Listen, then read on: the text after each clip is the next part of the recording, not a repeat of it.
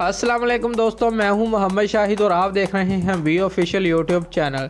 दोस्तों, कौमी टीम के कप्तान बाबर आजम ने रवां साल जहां खुद रन्स के अनबार लगाए, वहीं भारतीय कप्तान विराट कोहली को सेंचुरियों के मैदान में भी पीछे छोड़ दिया। 2020 में बाबर आजम ने अपनी सेंचुरियों की तादाद बढ़ाई और दूसरी तरफ विराट कोहली ने ऑस्ट्रेलिया के खिलाफ तीसरे वनडे में सचिन तेंदुलकर का रिकॉर्ड तोड़कर तेज तरीन 12,000 रन मुकम्मल करने का एजाज़ हासिल किया, मगर वो इस साल एक भी सेंचुरी स्कोर नहीं कर सके।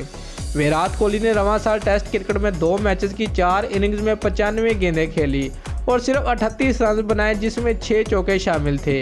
अब भारत ने 17 दिसंबर को एडलेड में ऑस्ट्रेलिया के खिलाफ डे एंड नाइट टेस्ट खेलना है, जो विराट कोहली के पास रवां साल अपना टेस्ट रिकॉर्ड बेहतर बनाने का आखिरी मौका है, क्योंकि वो पहले टेस्ट के बाद बच्चे की पैदाइश के सबब भारत वापस रवाना हो जाएंगे।